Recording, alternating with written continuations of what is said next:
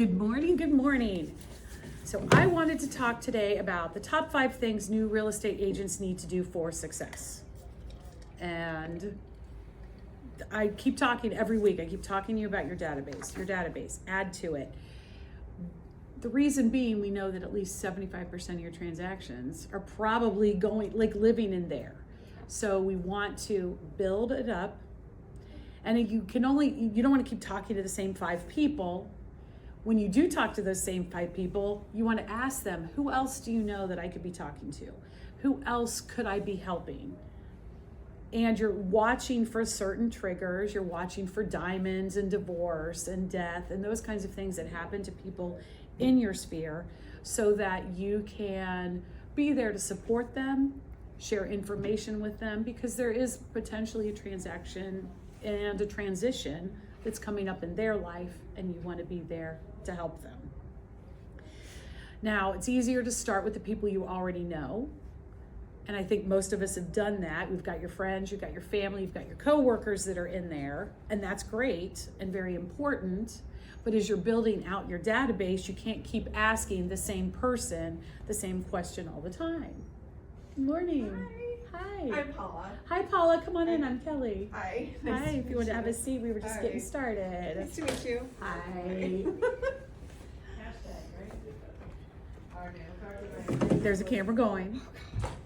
You're not in it. Okay, good. Well, you are just now, but right now you're not from where you're sitting. So what we were just talking about, Caden, this is Paula. Paula, Hello. this is Caden. Nice to meet you.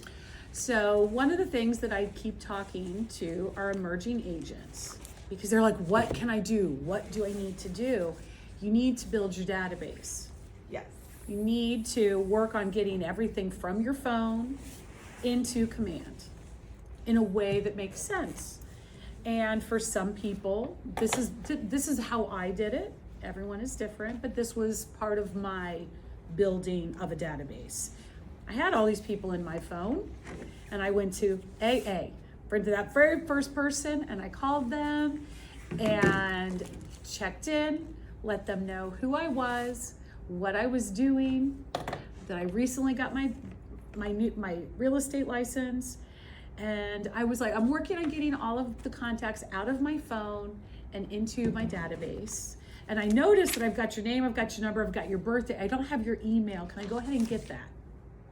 So I was very systematic, working my way through the alphabet, because I don't understand why new agents don't make the phone call, because right now it's not hard for you to come up with something to talk about. Something amazing just happened in your world. You just got licensed.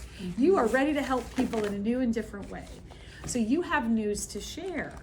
Those first phone calls should be very easy, and it's almost the exact same conversation. Oh my gosh, Paula, we haven't talked for so long. How have you been? Ask about friend, ask about family, ask about their occupation, ask about their recreation, ask about the different things that they may want to do down the road. What are their big dreams? Like, those are always forward. Family and friends, occupation, opportunity, around recreation and around dreams. So what fun things do you have coming up? What do you want to do later? Inside Command, you can keep track of when you called them and what they talked about. There's a little note spot. Maybe they say to you in this conversation, well, our daughter's talking about moving west, and that's going to be really far away when she starts a family. Maybe I want to move out west when I retire so I can be close to the grandbabies. Now, they don't have them yet, and this is down the road, but you now have some information. Mm-hmm. If over the next year, a way for you to stay in contact with them is monthly calls, quarterly calls, just checking in, but also maybe you come across an article talking about how in the Midwest, the new trend is no yard, and they're just putting gravel down, and all the new construction is going to be like that. That's an article that you can send to that person and say, hey, I remember when we talked, you mentioned that you want to retire out west. I saw this article, I thought of you. What you want, yes, you want people to know that you're a realtor, But people want to do business with who they want to do business with.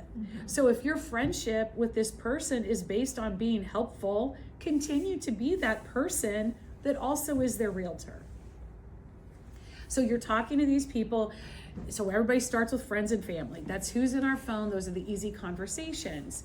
But we need to go deeper than that, because most people only transact a couple of times in their lifetime for a house. So that's great. I know Auntie will use me in 7 years when she looks for her forever home, but how do I get connected to all of Auntie's friends? So asking. Thank you so much, Auntie. I'm curious. Do any of the other women in your Mahjong group, are they kind of going through the same thing? Could I maybe bring donuts to Mahjong next time and just introduce myself? A box of donuts, some business cards, and your auntie is there. Do you think she's going to get in your way? Probably not. But I encourage you to think outside the box. That was a very quick thing. Caden has gone back into lacrosse. So we taught rugby, the other one, not football. So he's back in rugby. So we talked last week about what could that look like? How could you get those people as prospects? How could they be potential clients? So we talked, we're like, everybody, they know you, everybody's there, they're hot, they're sweaty, they're hungry. What would it look like to go to Costco and buy a big 40 box of power bars that you take to a game?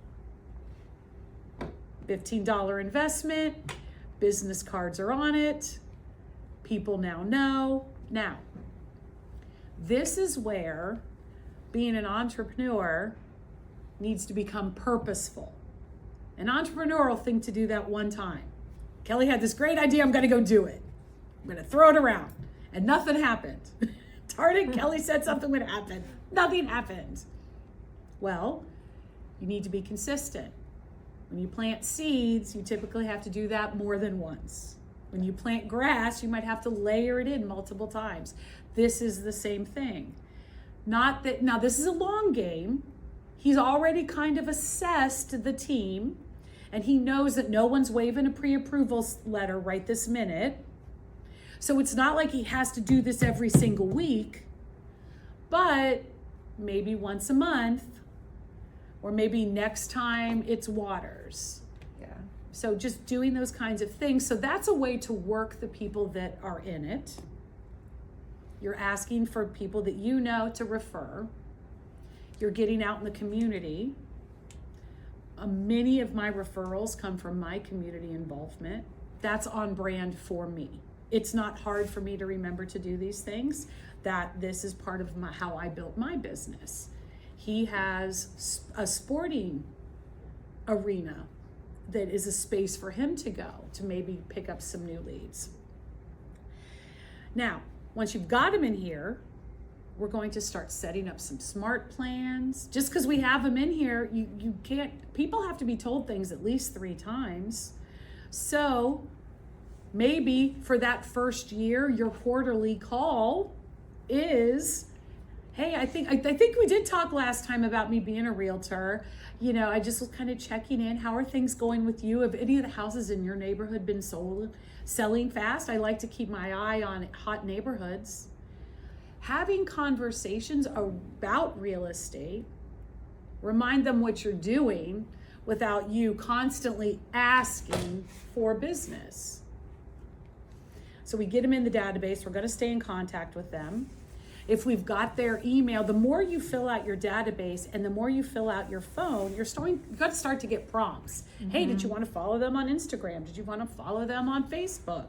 So now you have a new and different way to be in their vision, in their lives, in their lines. And by offering your expertise, your knowledge, your experience, by sharing things, you're becoming the real estate professional. And that takes time to rebrand. For years, I was Educator Keleigh.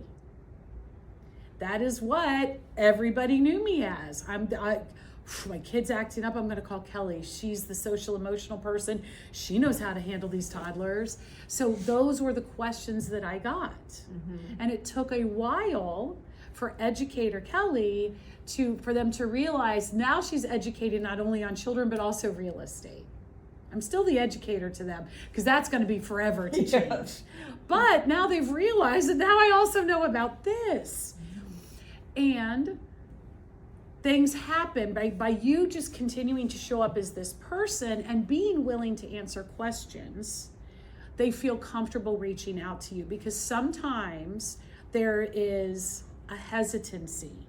I might want to sell next year, but I don't want to get salesy right now.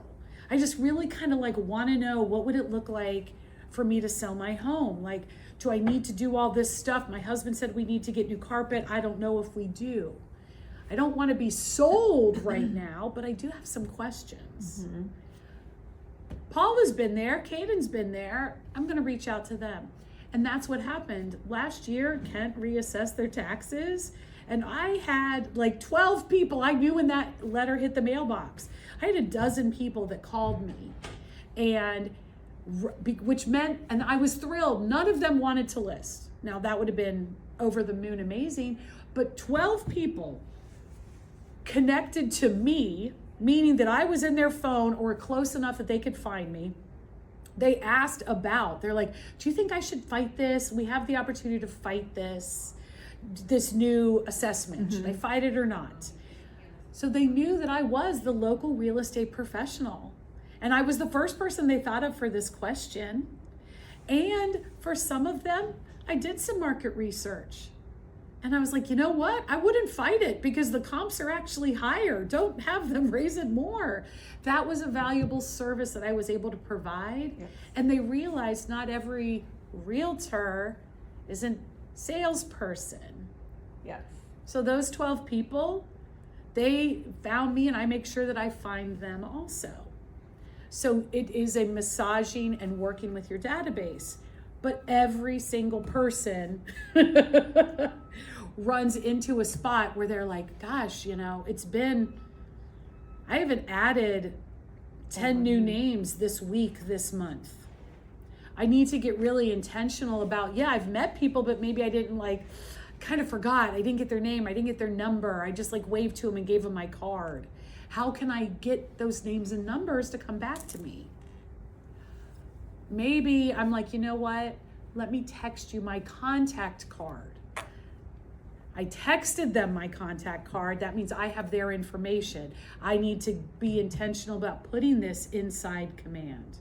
I need to keep them in my phone, but also in Command. And think about tagging them and what smart plans I can put them up with.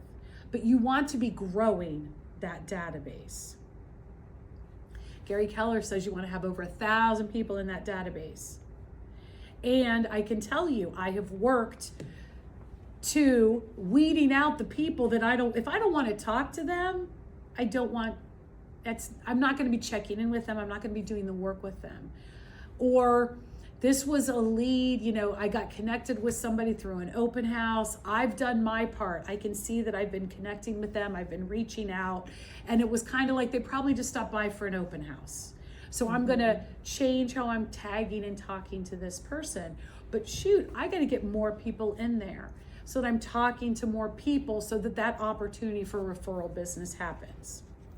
And this is where people sometimes stumble, because we've done all the entrepreneur stuff, what felt easy, organic, natural. Maybe it was a little crazy and chaotic, but it was working.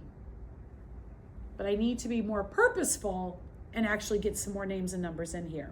So I brought 2 things to share with you to help jog your memory about the people that you might know that you forgot to talk to. And these are just 2 similar but different versions.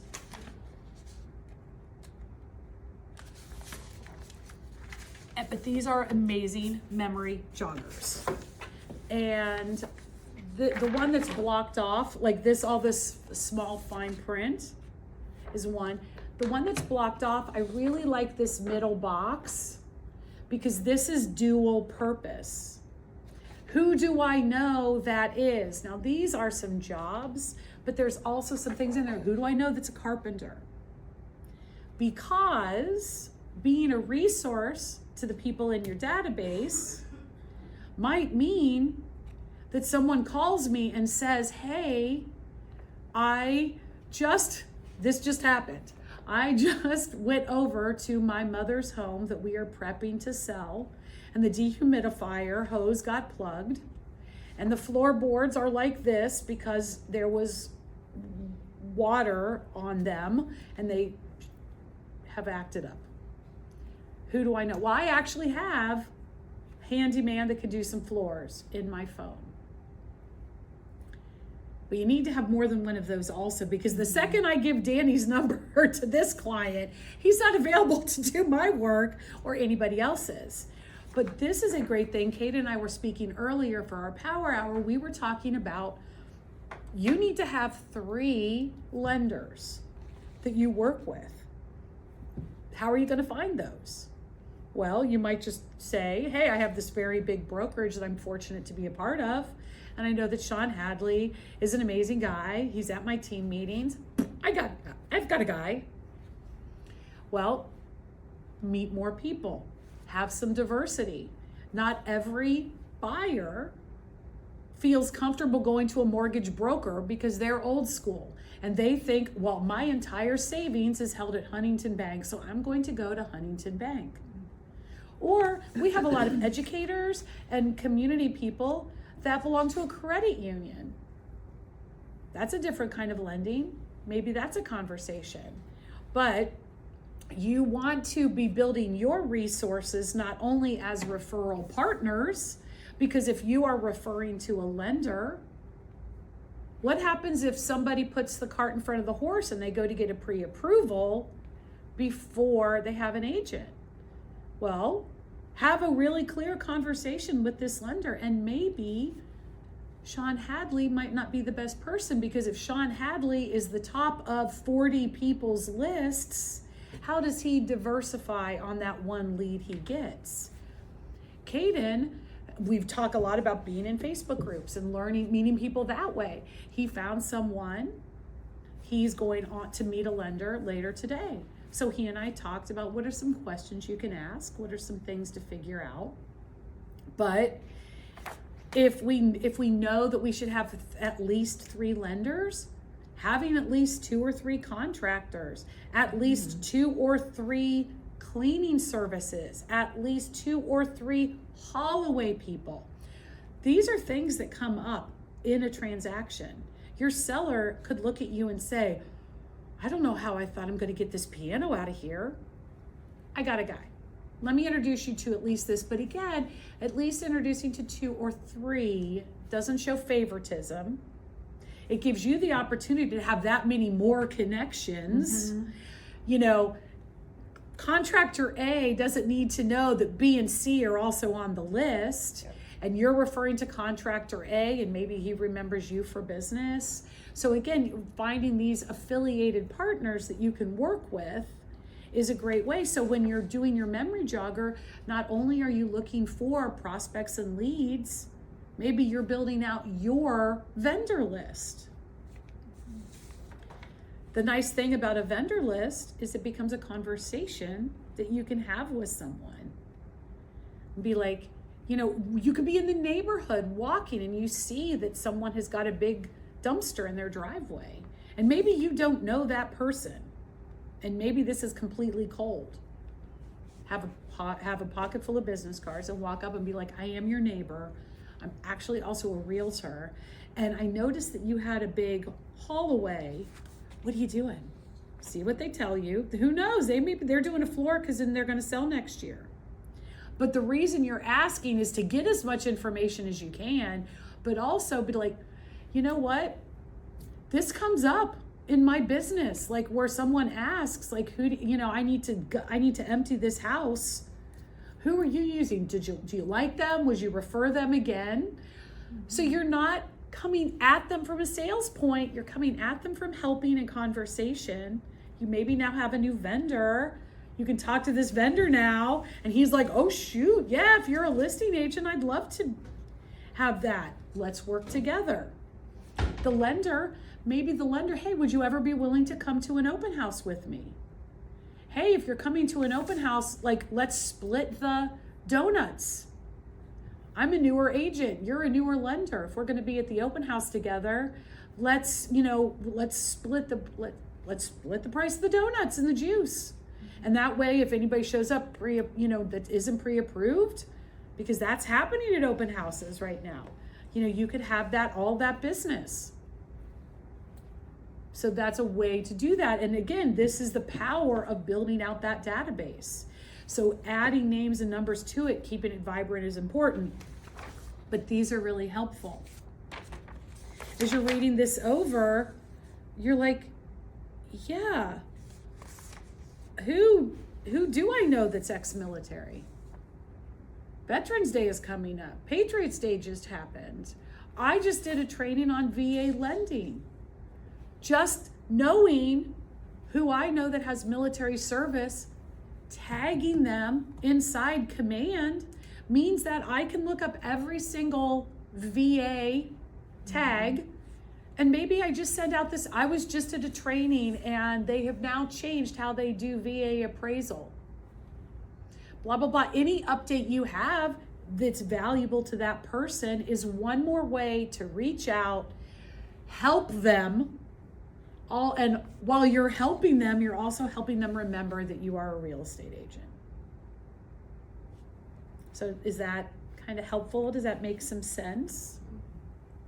Yeah, all kinds of things are like, oh, that's a great idea. That's a great idea. Yeah, and that is kind of how I do things. I like it to be interactive. We kind of flex around and doing different things. And I wanted to really talk, and I wanted to bring a different resource, because at this point, if you've been licensed for 2 months and you're still building your business, maybe you are to the point where you're like, oh God, Keleigh keeps talking about this database and I got 80 people in it. What does she want from me? I want you to have 180 people and then 380 people. So that's why I was like, let's bring these. So that's like a really helpful thing. Another top 5 things that you want to do, you're going to build this database.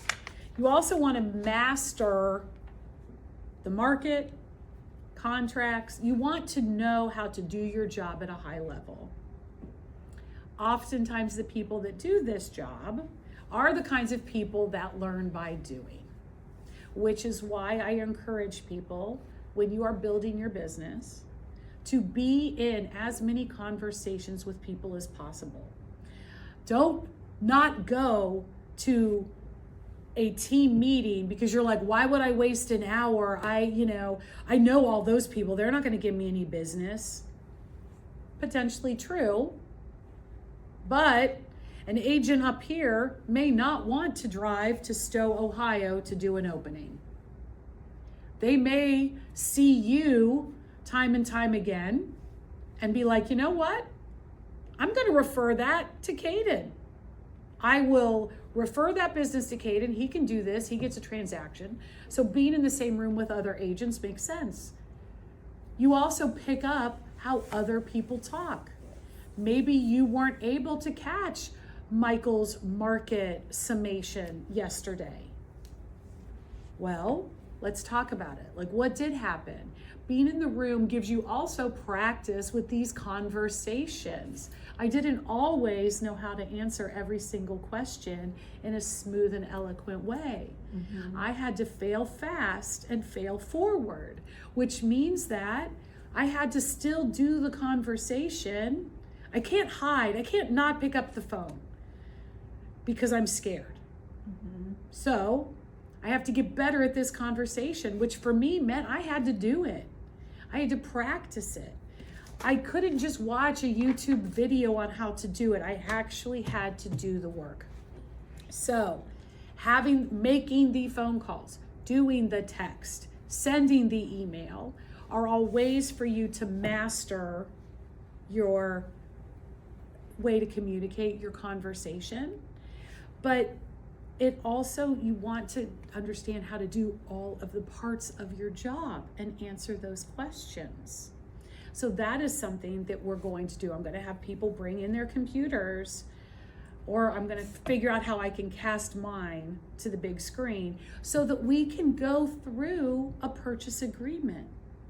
Because the question, you're going to do this and you're going to send it, and then they're going to call you, and you're going to be driving and you're not going to have it in front of you, and they're going to ask you to answer a question, and they're reading it word for word, and you don't have it in front of you, and you maybe aren't ready to answer that question yet. So going through the buyer agency agreement, going through the contract, going through, these are all the documents that buyers need to know and understand. These are all the documents that sellers need to know and understand. That's something that I'm here to help you do. Now, obviously, this is all wonderful and it's training, and you're an entrepreneur, which means it's kind of washing over you.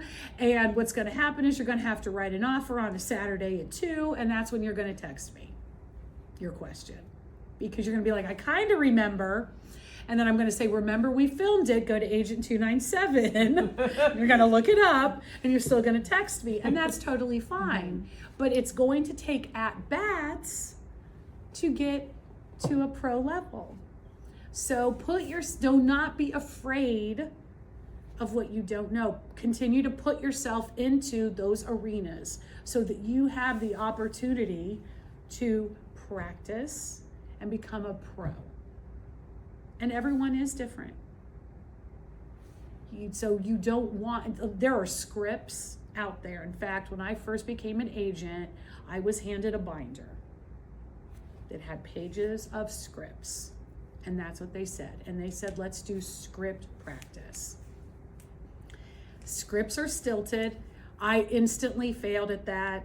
I read them, understood it, and then tried to make it my own. I had another agent that was emerging at the same time. We had it set up in our calendars where twice a week.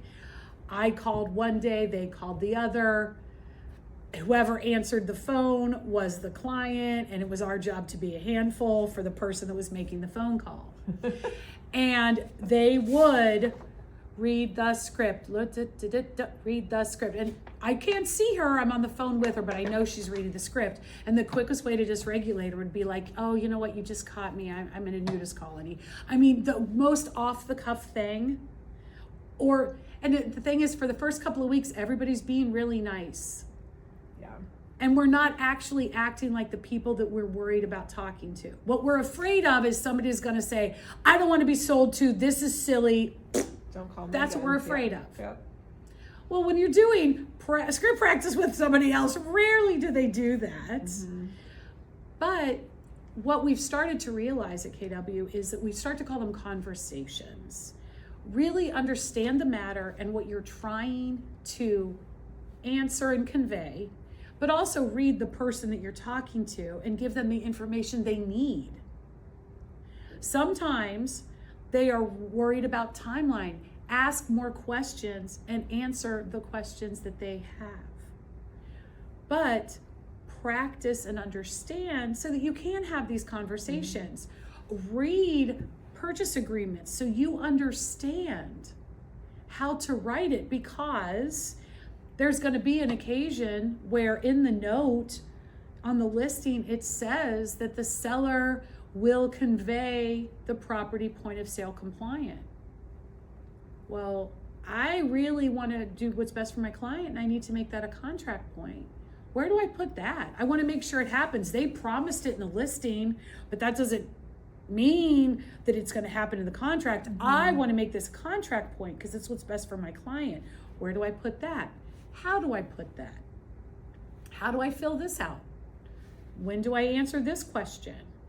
So, being able to go through all of this and fill them out and understand them is really, really important. You want to master the market, you want to know your contracts.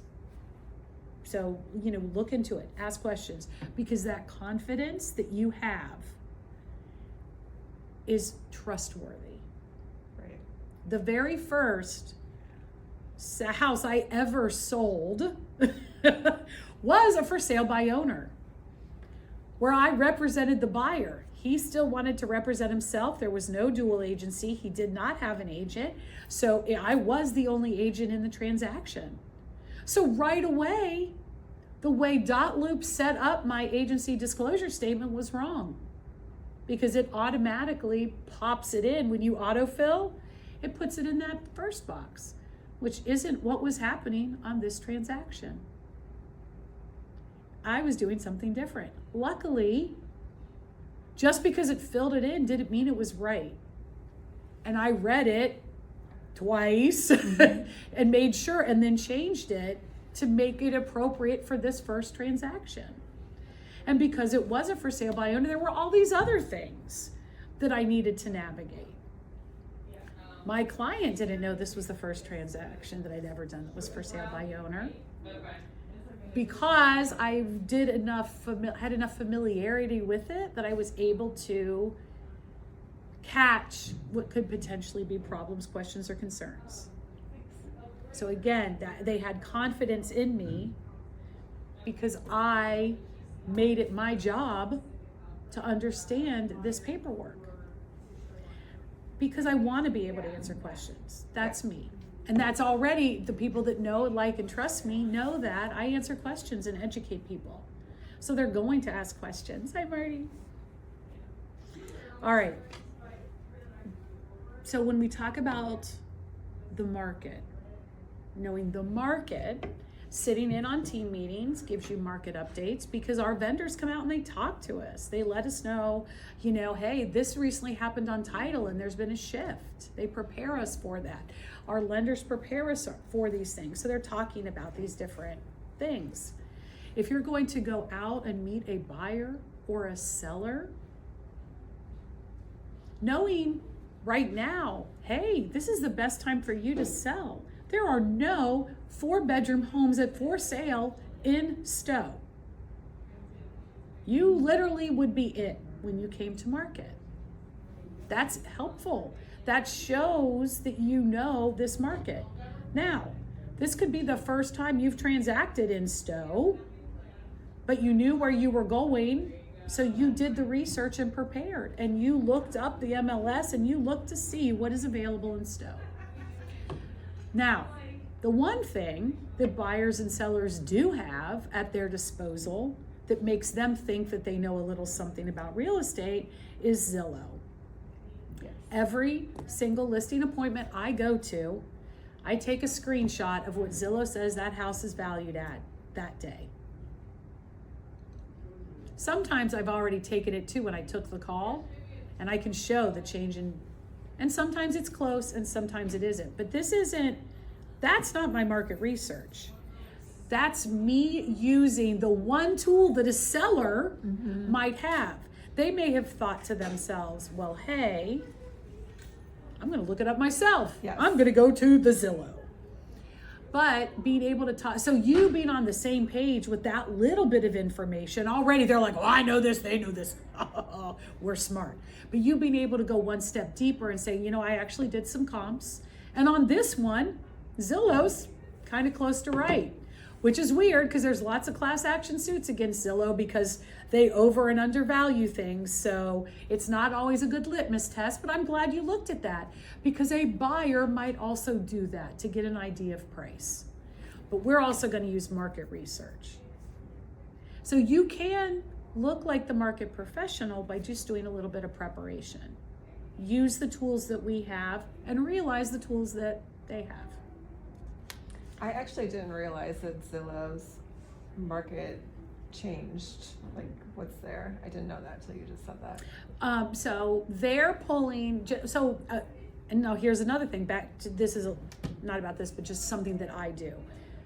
I pull comps when I go and do my listing appointment. And if it's going to be a month until we actually bring it to market, they've got to do things. Well, when I did my comps, I know that this house and this house are under contract currently.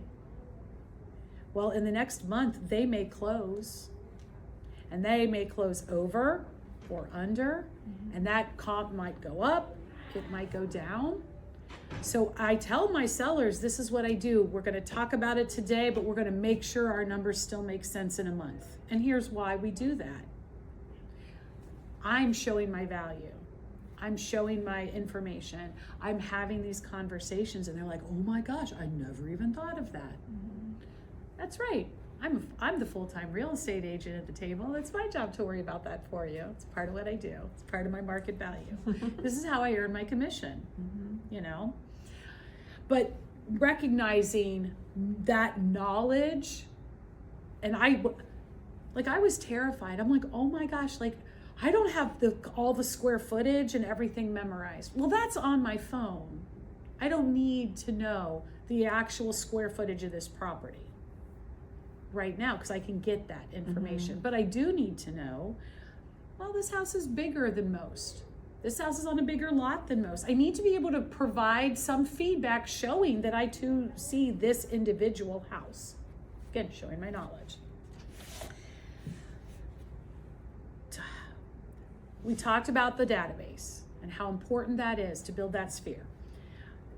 Item number 3 is to commit to lead gen daily. Lead generation daily. Now, most of the time, people are like, phone calls, right? And that is lead generation. And that is the one thing that people don't necessarily always want to do, is make the phone call. But this is your business.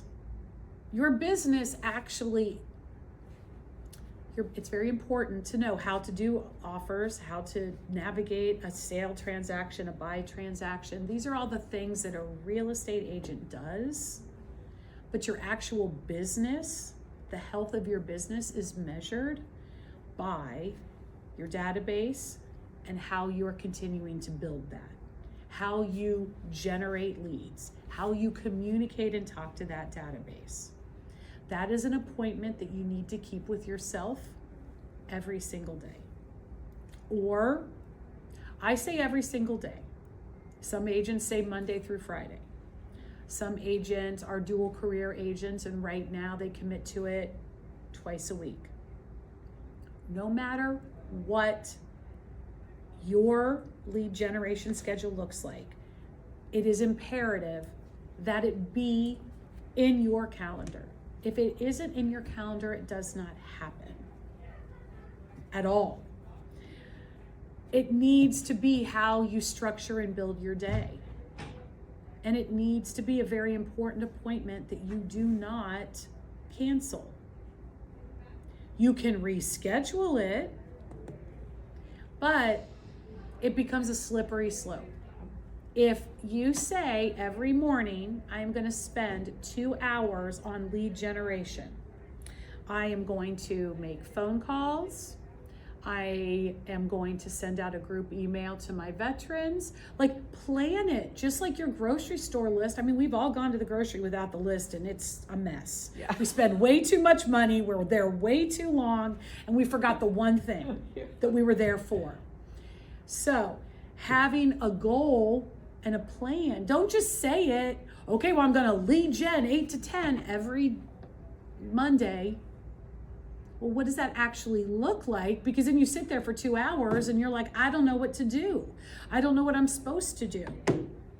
So these are different ways that you can lead gen. You can make phone calls. You can email.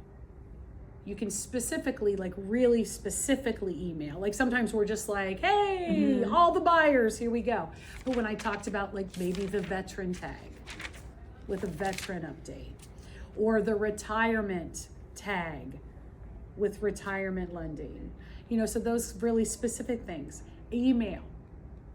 Maybe I'm going to text 10 of who's my number 1 Browns fan from my memory jogger. Let's talk about the Browns game. It's Monday. Every Monday, I'm going to reach out to 10 of my Browns fans that I know on social media and in my phone, and I'm going to just check in with them and talk about the game.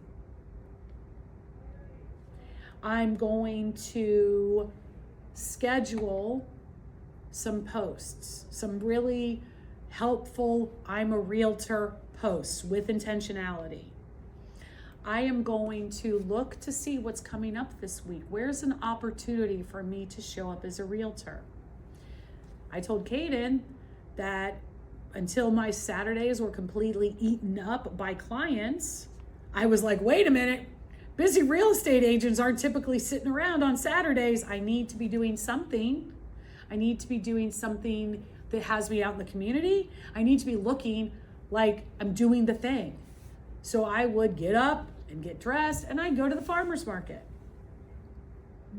And I'd have a pocket full of business cards, and I would wait for the opportunity, or we're at the farmer's market. We're not talking about houses right now, but if I saw somebody with a dog, I was loving on that dog. Brimfield bread oven is one of my favorites. I'm going to talk to people in line about that. Do you live in the area, or do you come in just for the bread? These are sneaky questions that don't scream, I'm a realtor, but allow you to slide in like a covert agent. Yes. All right? So commit to the time. And then have a plan for it. So every week I send out the DTD2, which is it's a way to very systematically touch your database 4 times with a phone call, twice a year with a text. So there's 6 times that you could touch your database just by going by the letter of their last name. And we rotate through that, and every week I put that out into the group text of who to talk to. So by Wednesday, if you haven't talked to D and T on the phone and you haven't texted H, here's your reminder to do that. And you're like, okay, I'm going to put that in my calendar on Friday. I'm going to do that. So not only scheduling the time, but planning for how you're going to use that time. And I encourage you to do more than just phone or text or talk, because the more ways that you reach out, they're like octopus arms. They get you into more places and create your brand in a more diverse way. If you rely on phone, text, and conversation, that's great. That's connection, and that's important. But what happens if you have your knee replaced and you are home for 3 months and you can't be out having the conversation at the farmer's market? Okay, how else can I keep my business going? So high producing agents typically have more than 2 kinds of lead generation. And again, entrepreneurs do what's easy and feels organic. And so that's where our 2 to 3 things that we typically do come from. But being more purposeful is what breaks through that glass ceiling and gets you to the next level. So being purposeful means that you want to sharpen your sword in a couple of other arenas. So his very intentional and meaningful and important to him, going to rugby games, I'll get it. Going to rugby game, that's a different way for him to be out in the community. I am a huge volunteer, a huge service-hearted person. So I sit on boards, and every single person on the board knows that I am a real estate agent, and it's understood. And so my lead generation with that group is, oh, hey, I'm going to see these people next week. Mm-hmm. I want to spend some of my lead gen time getting something together to give to them. Because at our last meeting, we talked about this. It gives me an ability to come from a place of contribution. So I'm going to spend a little bit of time working on this very specific lead gen for that group. What do you do, Paula? Are you a full agent or are you a dual agent? I'm a dual agent. I am a office assistant at the Meadow Recreation Center. Great. Yeah. Okay. So, yeah, a lot of people coming in and out of there, so definitely a good opportunity for Great. connecting with people. Okay. So with that in mind, and with like Caden has a full-time job. So he one of the things that he was able to do is he was able to adjust his schedule so that he has Wednesdays off. So Wednesdays are his I'm an agent day. So he comes here because that's something that we talk about is a really important need, is having an accountability partner, because that's hard for a lot of people. Yeah. But so he's like, all right, on Wednesdays this is what I do. But sometimes on Wednesdays he's already done his DT D2. So he's not just lead generating on Wednesday. He has it in his schedule that on Monday or Tuesday is when I'm going to make my phone calls. And then maybe when we're together at group coaching, I'm going to get a new idea that I'll kind of work in to the next week. But treat this like a job. I jokingly say that I'm the jerk that I work for. Sometimes when I walk around, I'm like, who scheduled this 7:30 p.m. listing appointment? It was me. I'm the jerk that I work for. But I also know the reason I'm doing what I do. I know what my big one thing is and why I'm doing this. And so sometimes I'm a jerky boss. But that owning your calendar is really important. And when you're a dual agent, in a way, it's a little bit more important because you have even less time to waste. So you have to be really intentional. You have to underline that idea. You have to have a sharp point when you deliver it. So, and not everyone, I always say, I like to move the heavy rocks in the morning. Not everyone does that.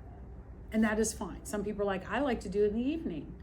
Pick what works for you and then curate your business and your brand around that. If calling people at 6:30 at night is what makes more sense for you and your schedule, then that's a different conversation too. Yeah. Maybe maybe at lunch is when you go out and you're walking with the people and that's when you guys talk about your real estate career. So it's a way to be with them, but not.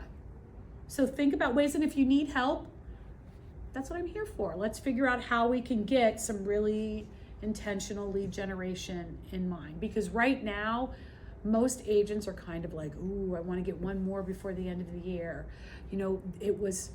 Summer's very busy and your business kind of gets its own wheels. But if you haven't been building that business all summer, you're like, gosh, the last thing I have under contract's getting ready to close and I don't know where my next deal is coming from. Back to basics, back to boot camp, which every agent, like we grow and come back and shrink and expand. It's normal. So around time, just for a second.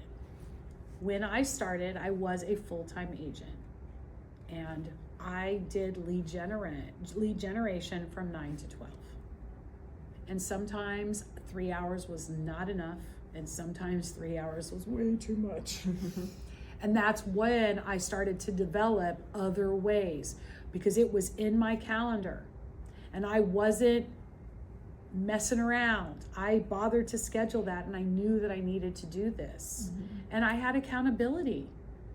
Like I needed to look across the table at my husband and tell him that I did the work that building this new business looked like. I wanted my daughter to see what it looks like to be a female-owned business. So I really did do the thing. And then you started to get a little bit busier and I was like, okay, well, wait a minute. I now need to start doing showings at 11 instead of 12. Well, I'm not going to erase. I'm going to replace. I'm going to move that. So, okay. So I'm going to do my phone calls in the morning and then that other hour, that might be happening at 7:30 or 8:30 at night because it's after appointments. Well, I want to teach my clients how to treat me, and I don't necessarily want to be on the phone always at 8:30 at night. Right. But I can email. I can spend an hour creating really important emails and send that out to people. Everybody's on social media at 8:30 at night. What does it look like if I, who am never on Facebook, go to Facebook and answer and respond, and not like thumbs up, but really comment. Try to get a conversation going inside social media. Who do I have that liked my picture? Do I need to go respond to? So again, there's still a way to do it, and that was a different thing. But it's still about being intentional. And so you don't, maybe 3 hours doesn't make sense for you. If it's really very hard, maybe 30 minutes, and that's the commitment that you make for the first month. You're like, okay, I'm gonna spend 30 minutes from 8 to 8:30 calling people to get them from my phone and into my database. And I'm gonna do 15 minutes at lunch. Maybe that's where you start. I would rather you set a smaller goal that you do than a big goal that looks amazing, but you're just not ready for it right this minute. And that big goal doesn't go away forever. Right. But maybe right now is not the time. But it was a good idea. You thought of it, so bring it back around. All right, number 4, find a mentor, find a coaching system, have an accountability partner. Well, you're emerging agents. You already have that. You already have this resource, which is lovely. But I'm not always with you. So meet other agents that are on the same level with you. And maybe phone calls are really hard and you don't want to do it. Maybe they don't want to either, but at least with you two, you're like, God, let's just do it. Let's just get 15 minutes of phone calls. So having an accountability partner. I talk to agents that have been in the biz for a while and their business has kind of slowed down. When I was at the clam bake on Friday, I was talking to agents that are like, I am back to, I think I need a coach. And this is someone that's had their license for 2 years, 5 years. Sometimes you just need to jump back into coaching to get some new ideas, to have a different accountability partner, to rise again and become your next best person. So have that. But be accountable to yourself first, which means that every Sunday for me, I'm looking at my calendar and I'm looking to see all of the things that I am already committed to. And I am texting all the people that have a birthday that week, getting that out of the way. Boom. I'm checking in and reinforcing things, and I'm really looking at my calendar and is this going to work? Because maybe I'm going to need to actually kind of adjust a couple of things. I do that for myself. And when I don't, I'm disappointed in myself because I know that I really should. And having somebody else there. Because my husband Sean doesn't notice on Sunday if I don't do it, but I have a different energy on Thursday and he'll see it then and he'll be like, oh, how did Sunday go for you?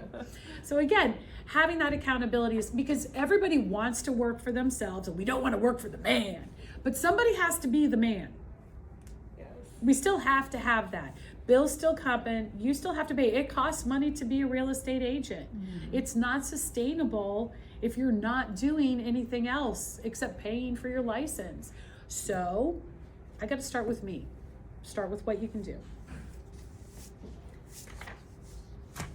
And then number 5, treat it like a business, not a hobby. I really, really, really wanted to come in here today wearing comfy sweatpants and a sweatshirt. I really did. I didn't sleep well. I mean, I'm a human. Everybody has all the things. But you don't need me to be a human. You need me to be a real estate advisor, agent, and coach. So I'm going to put on some big kid clothes and I'm going to come and I'm going to show up and I'm going to do the thing. I treat this like it's important. Now, hobbies are fun, and I do think that this is fun. Ask me again why I love what I do is a common phrase, but it still is important. I'm still putting in the time. I'm still doing the work. I'm still making sure that I grow, because the market stat that I learned my first year is no longer a valuable tool for anyone. Mm-hmm. This isn't a hobby. I need to constantly be leveling up. And Keller Williams, in coaching and things, they talk about the glass ceiling, and you're supposed to break through that, and then that becomes your floor, and you start again. Being a producing agent does take a level of intentionality. It takes a high level of professionalism. It takes a high level of commitment. Don't be afraid to do that, because you will notice that 20% of agents do 80% of the work. There are lots of agents that they do a transaction every quarter. That's what they do. That's the workload they want. That's what they want their business to look like. That's what fits into their life, and they're very happy doing that. And then there are agents that this is a full-time job, and the big thing that I'm doing is for my family, for my retirement, for my life. So I'm working as hard as I worked for someone else, except for it's with me. Like now it's me, which means that when you are in a business, they grow you, they professionally guide you, they invest in you yearly, quarterly, weekly, however they do that. So again, this is my business, not a hobby. I need to invest in myself. So doing things like Kate and I were talking before you got here about the business planning clinic. It's 6 hours.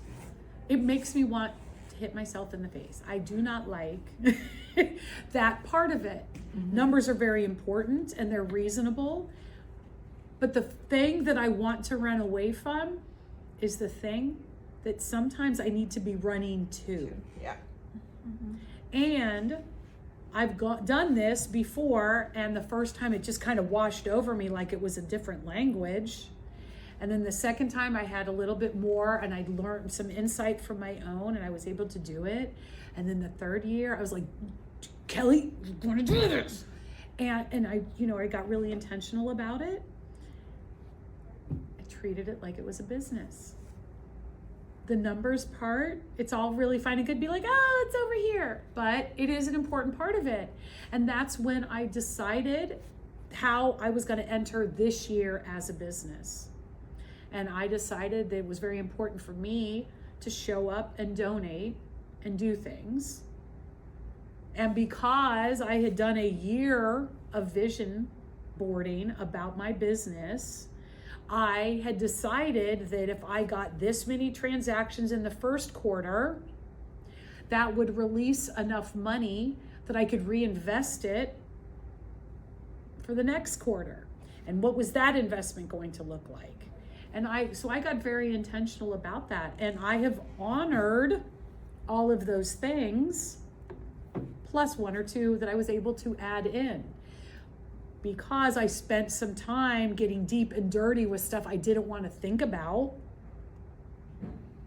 I learned and I remembered, and I was able to do that plus some extra. So doing those kinds of things means that, again, sometimes you're not going to want to do it. But again, that's a hobby. A profession isn't always that.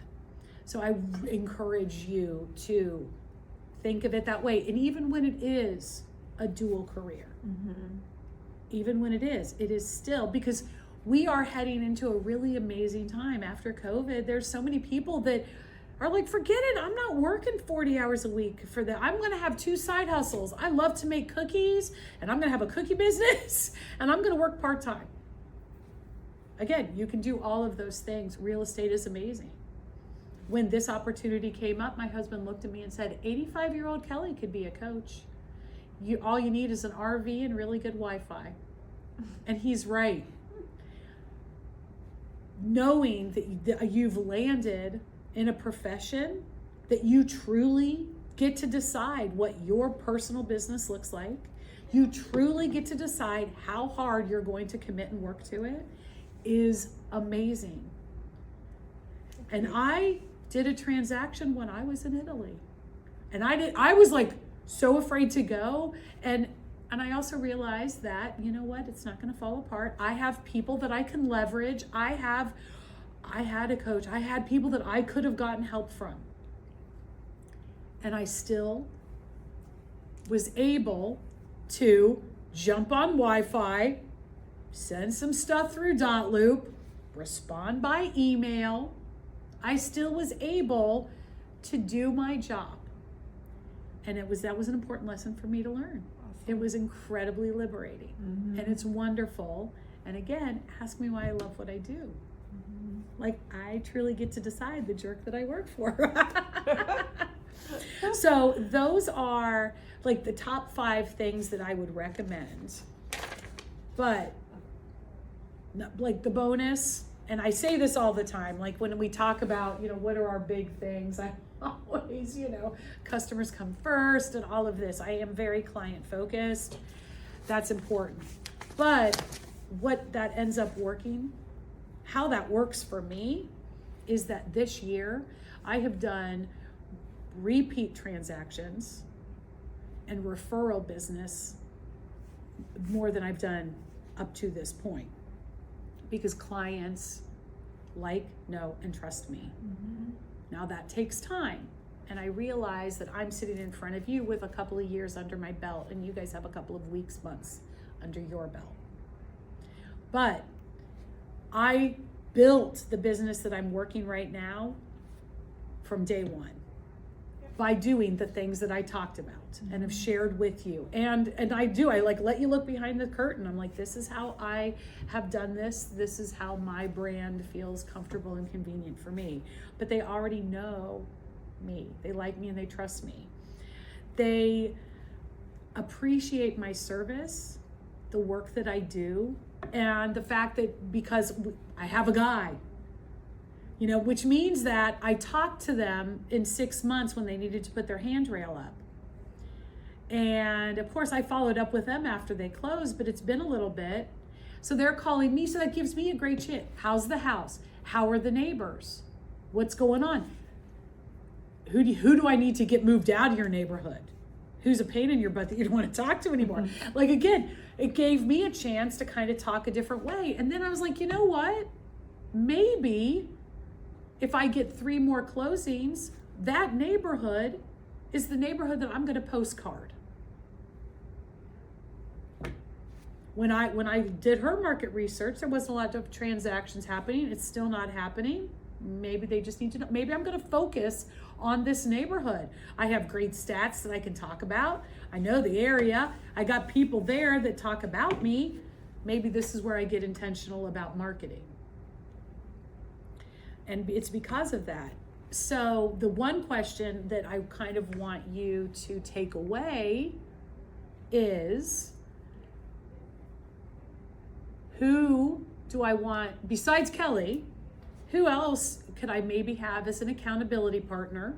And it could be me, but I want you to have another. Backup plan is always good.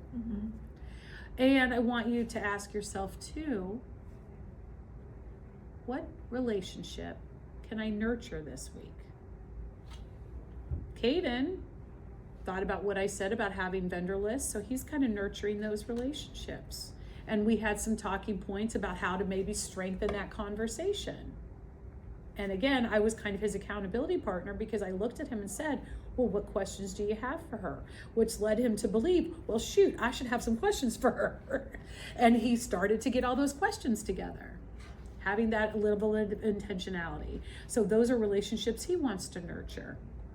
And maybe because of what you're doing and this being so new, maybe you start with your work relationships first. Because they know, they like, they trust you already. And maybe you say, hey, I'm starting this out as like a dual career agent. I'm going to have to like double time it. And you know what? I need you guys to be like ask me some real estate stuff. Like, I want to be the first person you think of when it comes to real estate. So if you read something over the weekend, ask me about it. Something happened at your house, ask me about it. If I don't know the answer, I'm going to find it out. But I want to practice being that resource for people. All right.